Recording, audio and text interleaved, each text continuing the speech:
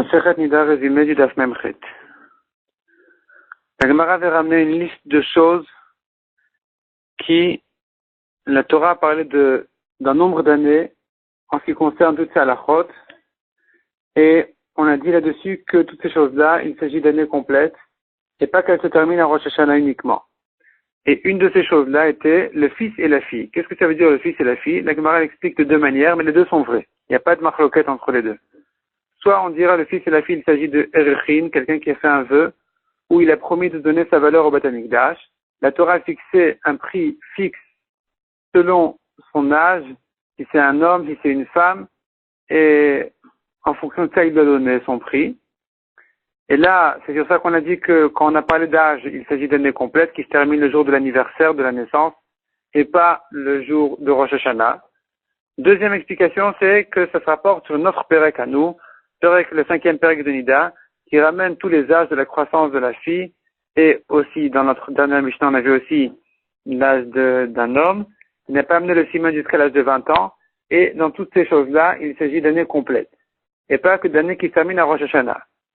La Gemara dit finalement que il semble plutôt dire que la halakha elle est, comme le Tana qui pense, que quand on a parlé de la 20e année ou de la 18e année, selon Beth Shammai ou Beth Hillel, en disant que si le siman n'est pas arrivé jusque-là, alors il est déjà gadol.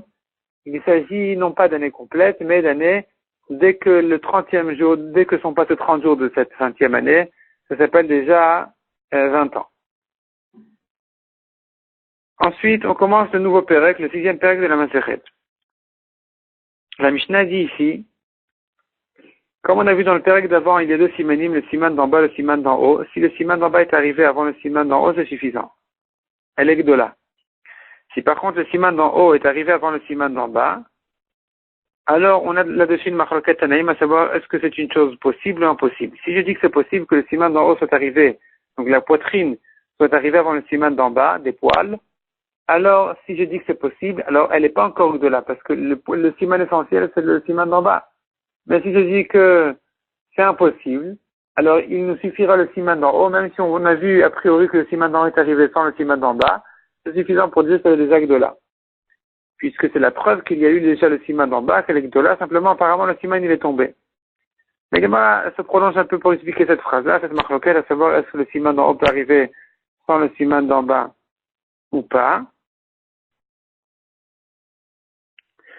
Mais finalement, la Gemara dit que notre Mishnah vient bien accentuer que c'est impossible que le siman d'en haut arrive avant le siman d'en bas selon Chachamim, malgré qu'on aurait pu expliquer les Chachamim d'une autre manière, c'est ça la raison des Chachamim.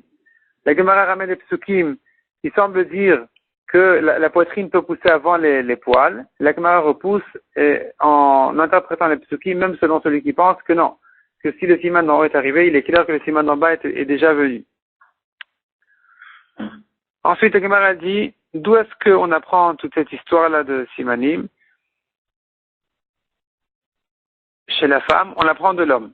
Donc, il y a un équerre dans le pasuk, la Torah a mis en rapport à la femme avec l'homme à propos de toutes les averotes, depuis quel âge il est chayav, pour nous dire que de même que l'homme, dès qu'il a un siman, il est gadol, il est grand, de la même manière, la femme, dès qu'elle a un siman, elle est déjà gdola. Or, le siman essentiel, c'est le siman d'en bas, puisque c'est le siman unique qu'il y a chez les hommes. La Gemara ensuite continue à décrire de quelle manière arrive la croissance de la poitrine. La Gemara ramène quelques détails et précisions à ce sujet-là.